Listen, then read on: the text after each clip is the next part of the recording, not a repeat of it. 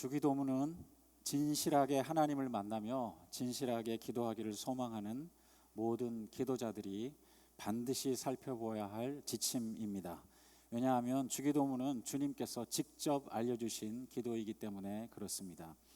실제로 오직 주님만이 기도를 올바로 또 정확하게 가르쳐 주실 수 있는 분이십니다. 주 예수님은 하나님 아들 하나님으로서 아버지 하나님과 같은 뜻을 가지시고 항상 동행하시며 늘 기도로 대화하십니다. 그리고 궁극적으로는 아들 하나님은 아버지 하나님과 한 분이시기 때문입니다. 요한복음 10장 30절에 나와 아버지는 하나이니라 하신대, 이렇게 말씀하셨습니다.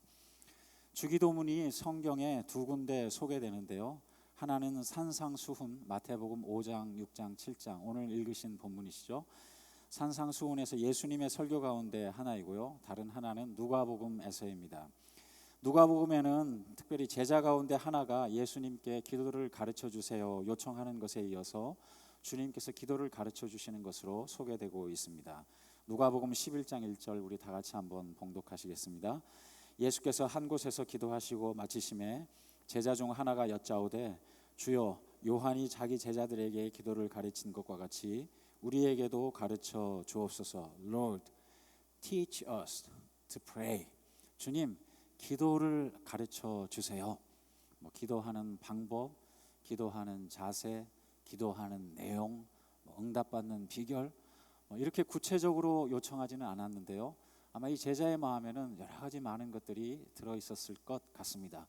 주님께서 정말 그 기도하시는 모습을 보면서 실제로 이 제자가 한 제자가 예수님께 기도 가르쳐 주세요 하기 바로 직전에도 오늘 누가복음 11장 1절에서 읽으신 대로 예수께서 한 곳에서 기도하시고 마치심에, 이렇게 되어 있죠.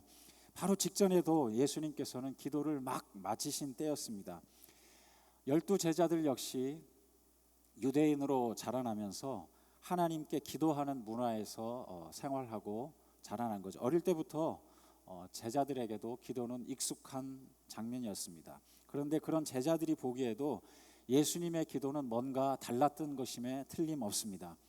예수님의 제자로서 예수님과 함께 동행하고 먹고 자고 생활하며 말씀을 친히 들으며 예수님의 생활을 모두 보고 있잖아요. 그 가운데서도 기도하는 모습을 직접 보고 있는데요, 이렇게 예수님의 기도를 직접 보고 느낀 제자들이 주님, 나도 주님처럼 기도하고 싶습니다, 이런 마음이 들었을 것임에 틀림없습니다.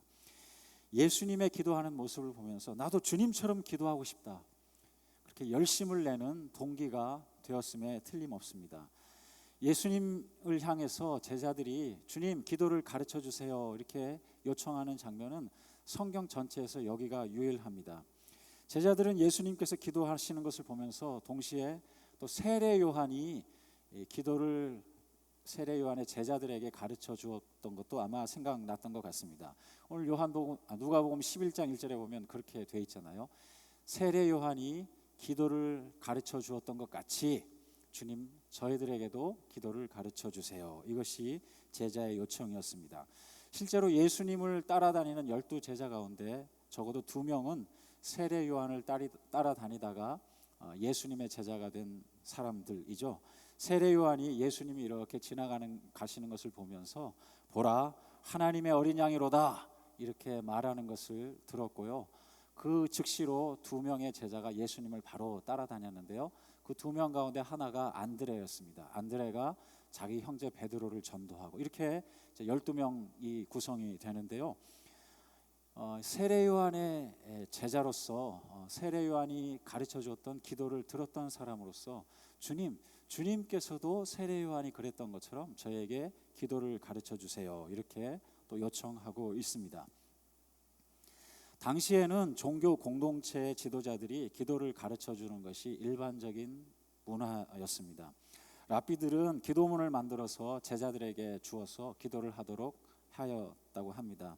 또 일반 유대인들도 시간을 정해놓고 기도하는 경우가 많이 있었는데요, 고넬료도 그랬고 베드로도 그랬고 다니엘도 그랬고, 이제 유대인들이 일반적으로 이런 문화 가운데 살았는데요, 기도하면서 기도문을 만들어서 그 기도문에 따라서 기도하는 것이 일반적이었다고 합니다. 그런 의미에서는 예수님의 제자들도 주님께서 우리에게 기도문을 알려주세요. 그러면 예수님을 따르는 제자들이라는 것이 이제 특징이 지어지잖아요. 예수님을 따르는, 예수님이 친히 기도문을 알려주시고 그 기도에서 따라서 기도하는 12제자다, 예수님의 제자들이다. 이런 말하자면 특권 의식은 아니지만 정말 구별된 예수님을 따라다니는 예수님에 속한 사람들, 말하자면 크리스찬이죠. 크리스찬이라면 예수님께서 가르쳐 주신 그 기도문, 주님 저에게도 기도를 알려주세요, 이런 이제 거룩한 참 선한 소망이 있는 거죠. 우리 역시 예수님을 따르는 크리스찬으로서 과연 어떻게 기도하는 것이 좋을까요? 이렇게 생각해 본다면 역시 주기도문입니다.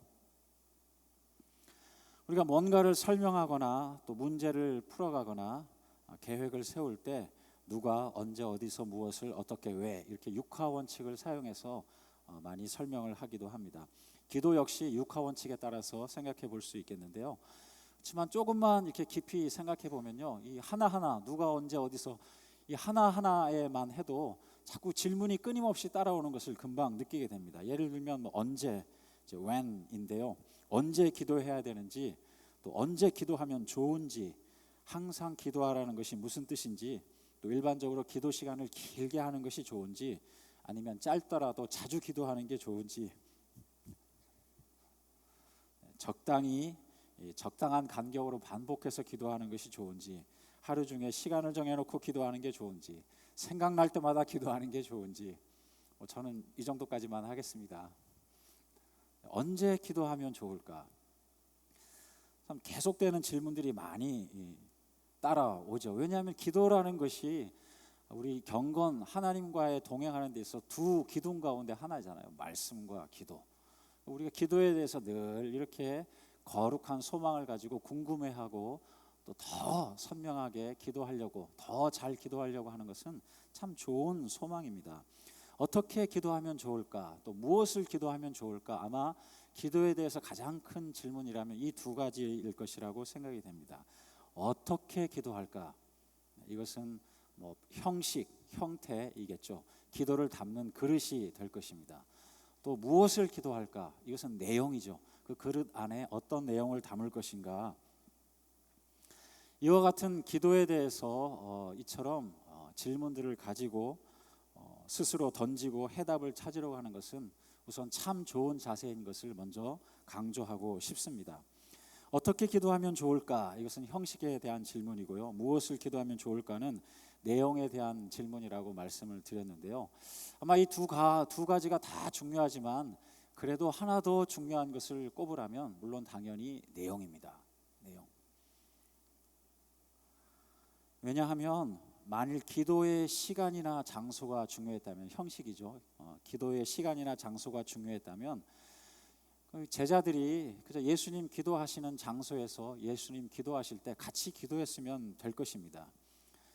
하지만 기도의 장소나 시간이 가장 중요한 것이 아니라는 것은 우리도 이미 잘 알고 있습니다. 제자들이 질문한 내용에도 그렇고 또 예수님께서 특별히 대답을 하신 주기도문을 보면은 장소나 시간에 대한 내용은 사실 없습니다. 주님께서 기도를 알려주시면서 목소리를 크게 외치듯이 기도하라거나 아니면 속삭이듯이 기도하라고 말씀하지도 않으셨습니다. 교회 안에서 흔히 사용하는 용어로 말씀드리자면 반드시 통성으로 기도해야 된다든가, 크게 기도해야 된다든가, 외치듯이 기도해야 된다, 부르짖으면서 기도해야 된다, 아니면 반대로 침묵하면서 묵상으로 조곤조곤 속삭이듯이 기도하라든가. 왜냐하면 엘리야에게 하나님께서 말씀하실 때 세미한 가운데 말씀하셨으니까 하나님은 이렇게 부드럽게 자근자근 얘기하는 것을 좋아하신다라든가 그렇게 이야기하지 않으셨어요. 여기에 주님께서 그렇게 대답하지 않으셨습니다. 그런 의미에서는요, 형식보다 내용이 더 중요하다는 것을 우리가 금방 알 수 있는데요. 특별히 주님께서 오늘 읽으신 마태복음 6장에 나와 있는 본문 앞에 보면 주기도문을 가르쳐 주시기 직전에 그 문맥의 앞에 보면 사람에게 보이려고 하지 말라, 이 말씀을 하시고 그 문맥 안에서 주기도문을 가르쳐 주셨습니다. 그렇게 생각하면 기도는 진실하게 하는 것, 태도, 형식 이것에 대해서 이야기하자면 한마디로 진실하게 하는 것이 중요하다. 사람에게 보이려고 하지 않는 것이 중요하다. 이것이 가장 포인트가 될 것입니다. 마태복음 6장 1절 우리 다 같이 한번 봉독하시겠습니다. 사람에게 보이려고 그들 앞에서 너희 의를 행하지 않도록 주의하라. 그리하지 아니하면 하늘에 계신 너희 아버지께 상을 받지 못하느니라. 상, 뭔가 받기를 원하느냐? 좁은 의미에서는 기도 응답을 받기를 원하느냐? 넓은 의미에서는 하나님의 진실한 뜻을 열매를 맺기를 원하느냐? 천국의 시민권을 가진 자로서 정말 영원한 상급을 받기를 원하느냐? 그렇다면 사람에게 보이려고 하지 말거라. 이렇게 정확하게 말씀을 하시면서 마태복음 6장 1절이죠. 이렇게 말씀을 시작하시면서 그 가운데 구제, 기도, 금식으로 예를 드십니다. 주님께서는 심지어 의로운 것이라도 구제하는 것도 기도하는 것도 금식하는 것도 다 좋은 것이죠. 다 선하고 의로운 것입니다마는 그런 것이라도 사람에게 보이려고 위선적으로 할 수 있다는 것을 주님께서는 말씀하십니다. 주님께서는 하나님의 아들로서 우리의 마음을 꿰뚫어 보고 계시는 거죠. 심지어 기도하러 이 자리에 나와 있지만 사람에게 보이려고 할 수도 있다는 거죠. 그것은 저 자신에게 하는 메시지이기도 합니다. 새벽기도 나가는 특권을 가진 콜링, 소명을 받은 목회자입니다. 성도님들 신방하거나 이렇게 대화하면 목사님 매일 새벽기도 하시느라 힘드시죠? 오늘 늦은 시간인데 내일 새벽기도 가셔야죠. 위로하는 또 격려하는 저의 일정을 아는 참 따뜻한 성도님들의 말씀을 듣게 됩니다. 이게 당연한 거죠. 기도하는 분이다, 새벽 기도하는 분이다. 그것이 이제 기대가 되고 당연히 그럴 거라고 생각하는 콜링, 거룩한 소명을 받은 사람입니다. 성직, 그런 의미에서는 좁은 의미에서 성직인 거죠. 거룩한 직분입니다. 그런데 그렇게 참 거룩한 기대를 받고 새벽 기도 시간에 나가서 기도를 하는데 매일 그런 것은 절대 아닙니다. 오해하지 말고 들으세요. 그 목사님 오셨나?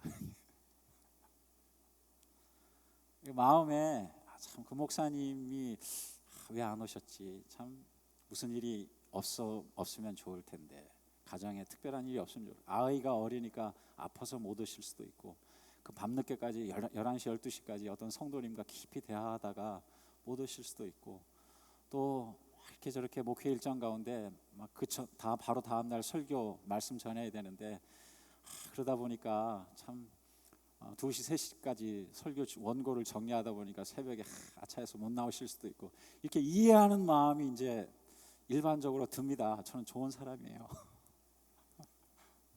그렇지만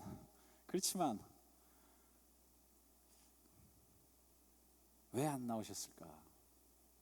그래서 한동안은 맨 앞자리에 앉기도 했습니다.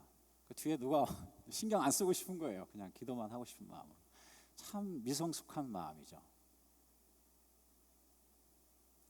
오히려 저는 목회자로서 좀 뒤에 앉기를 좋아하는 편입니다. 왜냐하면 새벽 기도도 늘 이제 그 자리에 나오시고 그 자리를 지키시는 성도님들이 계시거든요. 새벽 기도를 이렇게 하다가 나오던 분이 안 나오면 걱정이 돼요. 어디가 아프시냐는가, 무슨 특별한 일은 없어야 될 텐데, 나오시던 분이 안 나와도 걱정이 되고, 또 반대로 안 나오던 분이 나와도 걱정이 돼요. 지금 왜 나오셨을까? 이 가정에 특별한 일이, 하시는 일에 특별한 일이 없으면 좋을 텐데, 그냥 오늘부터 새벽 기도 시작하는 거면 좋을 텐데, 이런 마음이 또 드는 거예요. 그러니까 목회자로서 뒤에 앉아서 이렇게 성도님들 감시하거나 이런 의미가 아니고요, 그냥 그분들 한 분 참 귀하다, 천국에서 다 만날 분들인데 생각하면서 뒤에서 이렇게 모습을 보는 게 저는 개인적으로 좋아요. 그래서 뒤에 이제 앉는 편인데요. 요즘은 좀 중간쯤 앉고 있습니다. 쭉 제가 앞으로 어디 앉게 될지는 그때그때 또 하나님께 주신 마음에 따라 다르겠죠. 참 연약한 인간입니다. 거룩하게 새벽부터 일찍 일어나서 그 교회 가서 앉아 있는데도 때로는 그런 생각을 하고 있으니까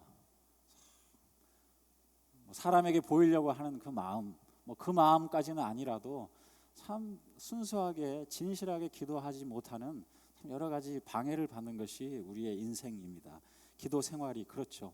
마태복음 6장 2절에 보면 그러므로 구제할 때에 외식하는 자가 사람에게서 영광을 받으려고, 거기 보면 다른 사람에게 영광, 칭찬을 받으려고, 영어 성경에 그렇게 돼 있잖아요. Praised by others. 다른 사람에게 인정을 받고 싶은 거예요. 나 새벽기도 나왔습니다. 나 구제 좀 하고 있습니다. 나 봉사 좀 하고 있습니다. 6장 5절에 보면 기도할 때도 마찬가지예요. 너희는 기도할 때 외식하는 자와 같이 하지 말라. 그들은 사람에게 보이려고, 여기 역시 마찬가지입니다. May be seen by others. 다른 사람에게 보여주고 싶은 거예요. 또 6장 16절도 마찬가지죠. 금식할 때도 마찬가지입니다. 금식할 때 너희는 외식하는 자들과 같이 슬픈 기색을 보이지 말라. 나 지금 금식하고 있어요. May be seen by others. 동일한 문구가 계속해서 반복이 됩니다. 구제, 기도, 금식 세 가지 모두 참 의로운 것이지만 이 의로운 것도 누구를 의식하고 있느냐, 이게 중요하다는 거죠. 주님께서 우리의 마음을 꿰뚫어 보시며 정확하게 말씀을 하십니다. 기도할 때 누구에게 기도하느냐, 누구를 의식하고 있는가, 누구 앞에 서 있는가, 하나님께서 우리에게 정확하게 말씀을 하십니다. 주님께서 그래서 우리에게 기도를 알려주시면서 첫 단어가 바로 아버지입니다. 아버지. 네, 우리 한글 개역 성경에는 어순, 우리 그 어순이 그렇잖아요. 먼저 이렇게 설명하는 것들이 먼저 나오고 그 다음에 이제 명사가 나오고 그런 이제 어순이니까 하늘에 계신 우리, 그 다음에 이제 아버지여 이렇게 나오는데요. 헬라어 성경에 보면 먼저 아버지여 이렇게 부릅니다. 그 다음에 소유격 우리 이제 나오고 그 다음에 하늘에 계신. 그렇게 말해도 헬라어는 괜찮아요. 왜냐하면 헬라어는 단어 하나만, 신문 쪼가리 하나 이렇게 찢어지듯이 단어 하나만 여기 나와 있어도 그것이 남자인지 여자인지 단수인지 복수인지 이게 정확하게 알 수 있는 그런 단어거든요. 히브리어, 헬라어 다 마찬가지입니다.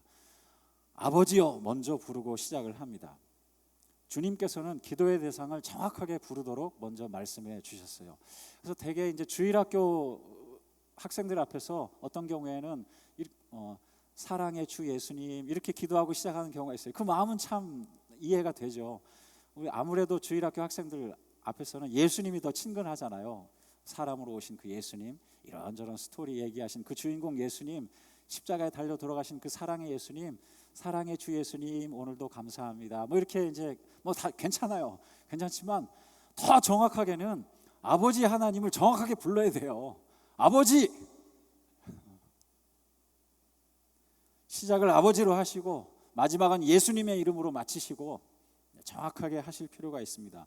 그런 문자적인 부분도 그렇지만 전체적인 마음에서 진실로 아버지 앞에서 기도하라고 주님께서는 말씀하시는 거예요. 지금 누구한테 기도하고 있는가? 누구를 의식하며 기도하고 있는가? 우리의 기도의 대상이 당연히 나무나 돌, 태양이나 달처럼 그런 아무 반응도 없고 응답 돌아올 것도 없는 그런 존재에게 기도하는 것이 아니라는 거죠. 하나님은 인격적인 존재로서요, 의사소통이 가능한 분이세요. 그리고 더 감사한 것은 그 하나님께서 우리와 친밀하게 의사소통하기를 원하십니다. 하나님께서 우리에게 먼저 아빠라고 부르도록 허락해 주셨습니다.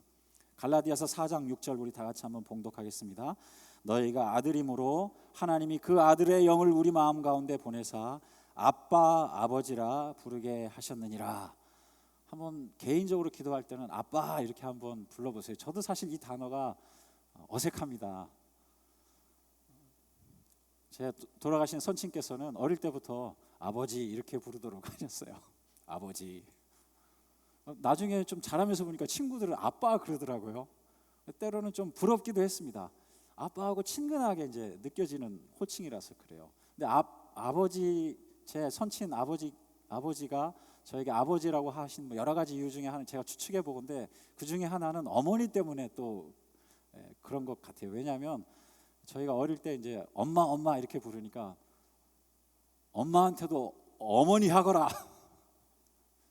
아니 아버지는 아버지고 어머니는 엄마한테도 어른 부모님으로서 이렇게 어머니라고 하거라 이렇게 정확하게 알려주신 때가 있었거든요. 그렇게 생각하니까 아버지, 어머니 이렇게 이제 부르도록 하신 건데요. 제 바로 밑에 2살 차이 밑에 나는 남자 동생은 계속 엄마라고 불렀어요. 엄마. 저도 좀 그게 때로는 부러워요. 아빠, 엄마. 아빠는 되게 이제 무섭잖아요. 그래서 더 제게 그런 마음이 있는지도 몰라요. 하늘에 계신 우리 아버지여 하면 어릴 때는 맨날 벌 주시고 혼내키시고 막 나를 그냥 올바르게 하시는 그 사랑의 마음이 막 애써서 막 찾아야 보이고 막 이런 마음들이 이제 먼저 드는 상황이니까 아빠 친근하게 아빠 손잡고 어디 놀러도 가고 뭐 같이 뭐 이런 제 마음이 제게 좀 부러웠던 것 같습니다. 또 주님께서는 우리로 하여금 친구로 삼아 주셨습니다. 요한복음 15장 15절인데요. 이제부터는 너희를 종이라 하지 아니하리니 종은 주인이 하는 것을 알지 못함이라. 너희를 친구라 하였노니 다 같이 봉독하겠습니다. 내가 내 아버지께 들은 것을 다 너희에게 알게 하였습니다. 하나님과 우리 사이에는요 친구가 되어서요 비밀이 없습니다. 때로는 부모님께도 말씀드리지 못하는 것이 있어요. 저도 마찬가지입니다. 뭐 제가 이제 이렇게 말씀을 전하면 제 아내가 이렇게 그 동영상 링크를 보내드리거든요. 그럼 이제 그걸 보시고 이제 설교를 들으시겠지만 참 죄송하게도 제가 어머니께도 말씀드리지 못하는 게 있어요. 그렇지만 친구에게는 또 말할 수 있는 게 있죠. 너무 힘들다. 참 어떻게 하면 좋을까. 또 자녀들 또래도 비슷하니까 우리 아이가 이런데 너희 아이는 어떻게 키웠니? 이런저런 얘기 친근하게 할 수 있는 거죠. 비밀이 없습니다. 친한 친구 사이에. 하나님께서 우리를 그와 같은 존재로 삼아주셨습니다. 아빠로 부르게 하시고 친구라고 말씀해 주셨습니다. 국어사전에 보면 절친, 저는 절친이라는 말이 그냥 뭐 요즘 젊은 사람들이 만들어낸 절친, 뭐 베프, 뭐 이런 얘기 하잖아요. 그래서 베스트 프렌드, 뭐 베프, 뭐 이런 건 줄 알았더니 국어사전에 혹시나 하고 찾아봤더니 진짜 있어요. 절친하다, 더할 나위 없이 아주 친하다 이런 뜻이랍니다. 절친. 그러니까 절친. 예수님께서는 우리를 절친으로 삼아 주신 거예요.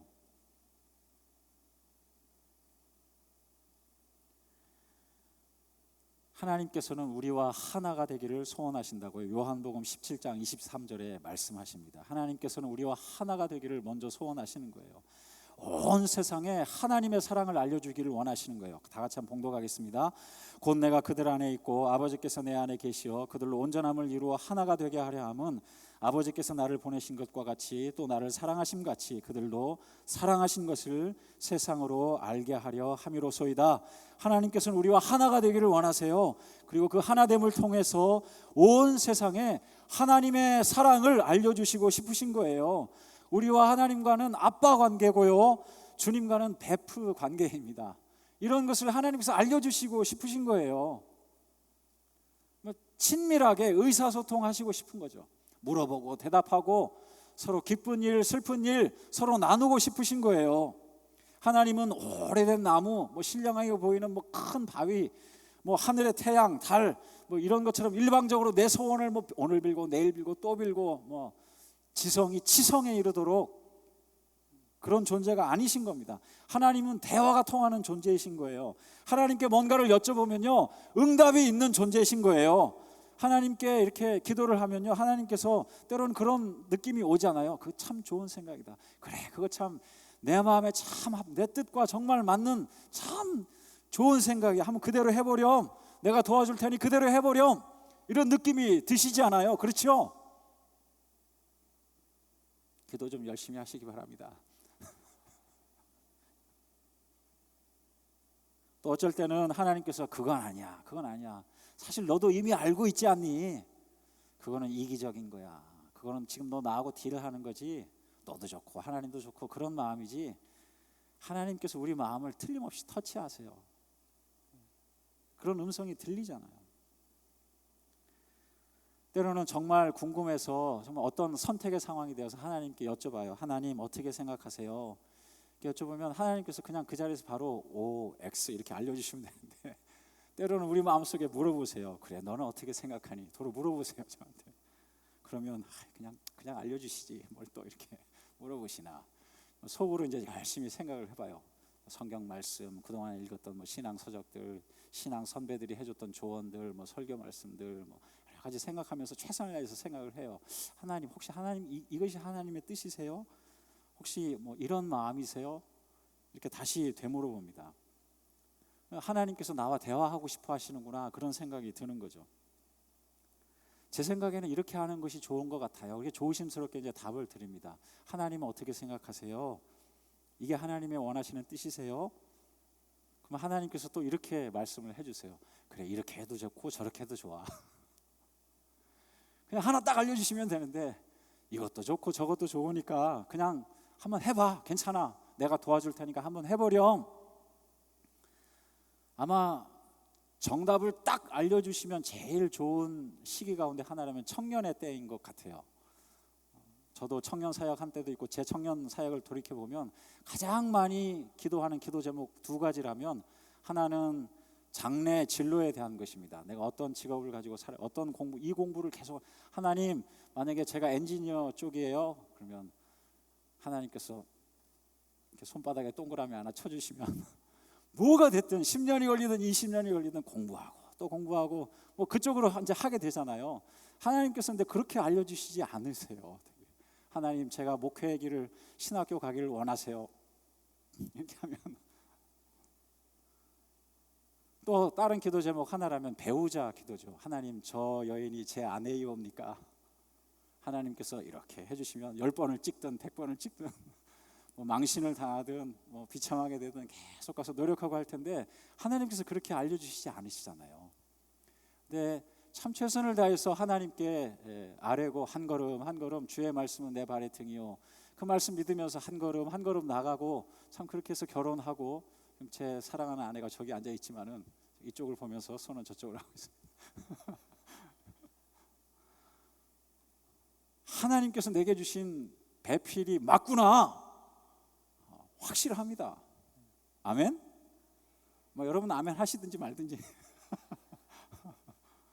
결혼한 이후에도 하나님, 저 여인이 내 아내가 맞사옵니까? 이거는 이상한 거죠.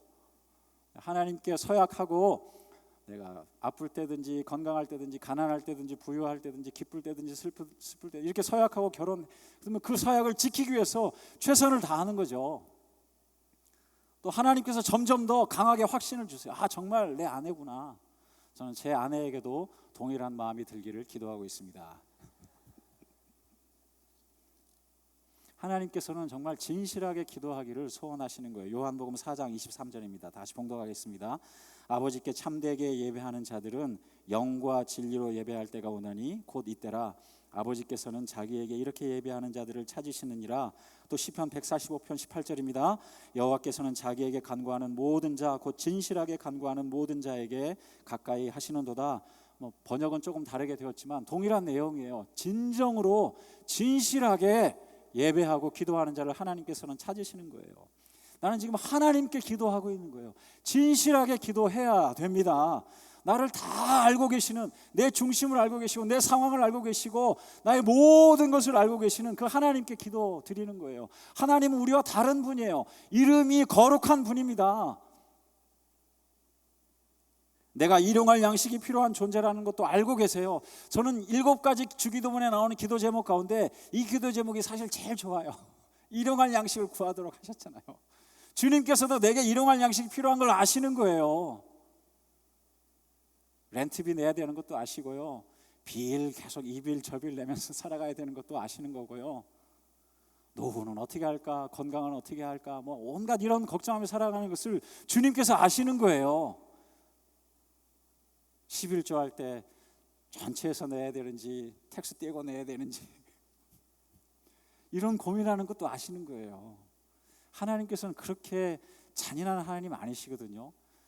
형편이 되는 사람들은 소와 양을 잡도록 하셨지만 형편이 안 되는 분들은 비둘기, 뭐 곡식 조금만 이렇게 해서라도 제사 드리기를 원하시는 그런 사랑의 하나님이세요. 하나님이 내 형편을 너무 잘 알고 계시는 거예요. 내가 죄 용서가 필요한 죄인임도 알고 계시고요. 시험에 빠지기 쉬운 연약한 존재인 것도 알고 계시고요. 악의 영향을 받는, 공중권세의 영향을 받는 사람인 것도 이미 다 알고 계세요. 그런 아버지께 우리가 기도하고 있는 것입니다. 단지 아실 뿐만 아니라, 전지전능하실 뿐만 아니라 또 사랑의 하나님이시잖아요. 사랑하시기 때문에 실제로 일용할 양식을 구하도록 하시고 일용할 양식을 주세요. 실제로 용서하도록 도와주세요. 또 용서를 해 주셨죠. 영접하고 회개하기만 하면 하나님과 화해가 이루어지고 구원을 얻도록, 영생을 얻도록 해주시고요, 십자가의 사랑으로 이미 다 해 놓으셨어요. 우리와 똑같이 시험을 받으시되 죄는 없으신 바로 그분이 우리 주님이십니다.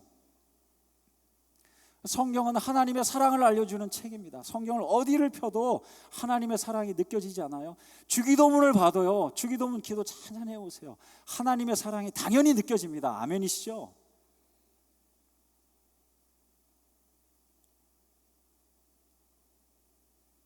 하나님의 나라, 하나님의 뜻, 하나님이 나를 그토록 사랑하시는 것이 바로 하나님의 뜻입니다. 그 뜻, 온 인류가 구원받기를 원하는 것, 그것이 바로 하나님의 뜻입니다. 나는 과연 하나님의 뜻에 순종할 준비가 되어 있는가? 과연 나는 나를 보내신 그곳, 가정과 교회와 직장 모든 곳에서 하나님의 나라의 시민으로서 그 정신을 가지고 매일매일 살아가고 있는가? 하나님의 사랑을 받은 사람으로서 이와 같은 모든 거룩한 사명도 주기도문을 통해서 느끼게 됩니다. 이제 말씀을 마치겠습니다. 예수님께서 이렇게 직접 기도를 가르쳐 주신 덕분에 우리는 기도의 모범을 얻게 되었습니다. 제자들이 보기에도 예수님의 기도는 뭔가 달랐습니다. 옥하는 목사님은 기도에 대해서 이렇게 표현하셨습니다. 무엇을 기도할까? 이 책인데요, 이 책은 우리 제자훈련 필독서 가운데도 하나이죠. 예수님의 기도야말로 하나님과의 실제적인 만남이고 축복이며 실제적인 은혜 그 자체였습니다. 그래서 나도 저렇게 기도할 수 없을까 하는 생각으로 예수님께 기도를 가르쳐 달라고 한 것입니다. 이 제자들의 마음이 우리 모든 신자들의 마음이 되어야 되리라 믿습니다. 또 옥하는 목사님께서 이렇게 메시지 전하시면서 바로 다음에 이와 같은 도전도 하셨어요. 우리 마음에 도전의 메시지를 주셨는데요, 당신은 어떻습니까? 당신의 기도는 너무 형식화되었는지 모릅니다. 적당히 때우는 기도인지도 모릅니다. 이와 같은 기도에 젖어 있는 당신이라면 분명히 주님으로부터 기도를 배워야 합니다.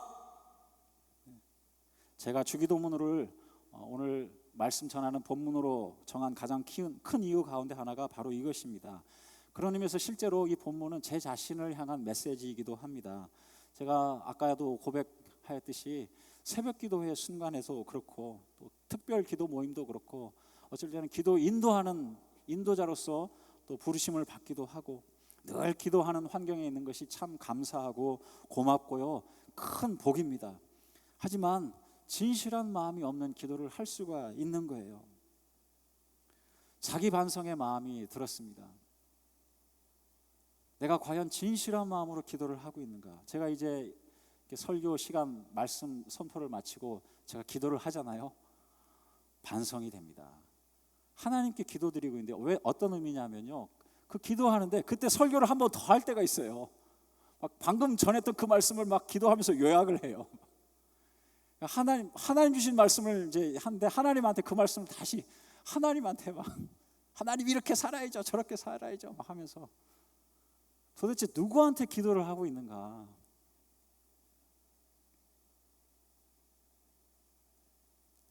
과연 지금 내가 누구 앞에 서 있고 또 나는 누구이고 정말 기도가 필요한 죄인이고 연약한 인간이고 참 하나님의 은혜가 간절히 필요한 주기도문 그대로 기도하며 살아가야 되는 그와 같은 사람인가 하는 그런 질문은 평생 해야 될 질문이라고 생각이 됩니다. 우리 다 같이 한번 말씀을 생각하시면서 기도하시겠습니다. 하나님, 주기도문을 우리에게 알려주셔서 참 감사합니다. 하나님의 우리를 향한 사랑을 기도를 통해서도 확인하게 하시니 참 감사합니다. 주기도문, 아버지를 정확하게 부르게 하시고 아버지의 우리를 향한 그 사랑을 담게 하시고 진실하게 기도하게 하시고 하나님 앞에 거룩하게 선 기도자가 평생 되도록 도와주시옵소서. 이렇게 한번 기도하시는 시간 갖겠습니다. 다 같이 기도하겠습니다. 아버지 하나님,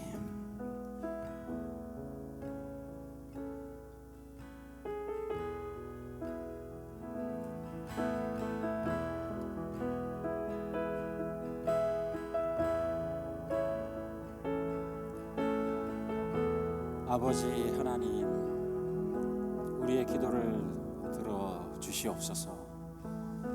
예수님의 이름으로 간절히 기도드리옵나이다. 아멘. 우리 찬송가 365장 아까 불렀던 찬양했던 찬양인데요, 마음속에 근심 있는 사람 주 예수 앞에 다 아뢰어라. 눈물 나며 깊은 한숨 쉴 때에도, 괴로움과 두려움 있을 때에도, 죽음 앞에 겁이 날 때에도 주님께 아뢰는 마음, 주님 앞에 서 있는 마음, 주기도문의 마음, 아버지를 의지하는 마음 갖게 하여 주시옵소서. 같이 한번 찬양하시겠습니다. 마음속에 근심 있는 사람 주 예수 앞에 아뢰어라. 슬픈 마음 있을 때라도 주 예수께 아뢰라. 주 예수 앞에 다 아뢰어라. 주 우리의 친구니 무엇이나 근심하지 말고 주 예수께 아뢰라. 눈물 나며 깊은 한숨 쉴 때 주 예수 앞에 다 아뢰어라. 은밀한 죄 내게 있더라도 주 예수께 아뢰라. 주 예수 앞에 다 아뢰어라. 주 우리의 친구니 무엇이나 근심하지 말고 주 예수께 아뢰라. 괴로움과 두려움 있을 때에 주 예수 앞에 다 아뢰어라. 내일 일을 염려하지 말고 주 예수께 아뢰라. 주 예수 앞에 다 아뢰어라. 주 우리의 친구니 무엇이나 근심하지 말고 주 예수께 아뢰라. 죽음 앞에 겁을 내는 자여 주 예수 앞에 다 아뢰어라. 하늘나라 바라보는 자여 주 예수께 아뢰라. 주 예수 앞에 다 아뢰어라. 주 우리의 친구니 무엇이나 근심하지 말고 주 예수께 아뢰라. 우리가 조금 전에는 묵상으로 조용히 기도하는 시간 가졌다면요, 이번에는 한번 통성으로 크게 한번 기도하는 시간 가지겠습니다. 우리 주여 하고 크게 외치시고요, 주 예수 앞에 이번에는 한번 큰 소리로 다 아뢰는 시간 한번 가지시면 좋겠습니다. 우리 주여 한번 외치시겠습니다. 주여 아버지, 주 예수 앞에 다 아뢰어라. 주 우리의 친구니 오직 혹시나 근심하지 말고 주 예수께 아뢰라. 주 예수 앞에 달려라. 주리의 친구니 그 혹시나 근심하지 말고 주 예수께 아뢰라. 주 예수 앞에 달려라. 주리의 친구니 그 혹시나 근심하지 말고 주 예수께 아뢰라. 주여 아버지